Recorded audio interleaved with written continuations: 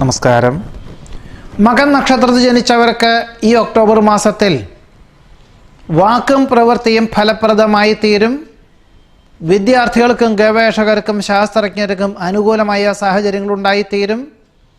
അന്തിമ നിമിഷത്തിൽ ഉപരിപഠനത്തിന് പ്രവേശനം ലഭിക്കുവാനിടയുണ്ട്. ചിരകാല അഭിലാഷപ്രാപ്തിയായ വിദേശയാത്ര സഫലമാകും.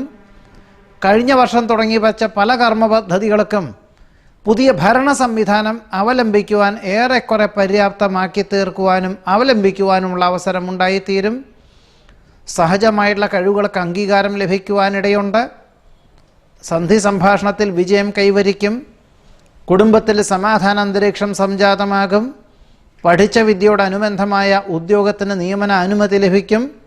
അഥവാ നിലവിലുള്ള ഉദ്യോഗത്തിൽ സ്ഥാനക്കയറ്റം ലഭിക്കും. ഈ കാര്യങ്ങളൊക്കെ തന്നെ പൊതുവെ എല്ലാ വിധത്തിലും മനസ്സിൽ ഉദ്ദേശിക്കുന്നതിനേക്കാൾ കൂടുതൽ നല്ല നിലയിൽ ലക്ഷ്യപ്രാപ്തിയിലെത്തുവാനുള്ള യോഗം മകൻ നക്ഷത്രക്കാർക്ക് ഈ ഒക്ടോബർ മാസത്തിൽ ഉണ്ടായിത്തീരുമെങ്കിലും രണ്ടാമത്തെ പകുതിയിൽ പല വിധത്തിലുള്ള സങ്കീർണമായിട്ടുള്ള വിഷയങ്ങളെയും അഭിമുഖീകരിക്കേണ്ടതായ സാഹചര്യങ്ങൾ ഉണ്ടായിത്തീരും.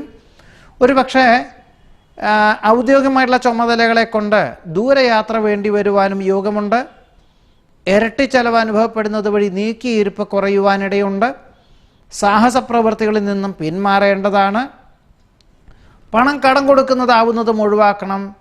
സ്വന്തം ചുമതലകൾ മറ്റൊരാളെ ഏൽപ്പിക്കുന്നതും അന്യരുടെ കാര്യങ്ങളിൽ അനാവശ്യമായിട്ട് ഇടപെടുന്നതും അബദ്ധങ്ങൾക്ക് വഴിയൊരുക്കുവാനും ഈ മകൻ നക്ഷത്രക്കാർക്ക് ഈ ഒക്ടോബർ മാസത്തിൽ രണ്ടാമത്തെ പകുതിയിൽ ഉണ്ടാകുവാനിടയുള്ളതിനാൽ ഏതൊരു കാര്യവും ഈശ്വര പ്രാർത്ഥനകളോടുകൂടി ഭക്തി ശ്രദ്ധാപുരസരം ആത്മനിയന്ത്രണത്തോടു കൂടിയതായിട്ടുള്ള സമീപനം നിർബന്ധമായിട്ടും വേണ്ടതാണ് എന്നതാണ് പറയേണ്ടത്.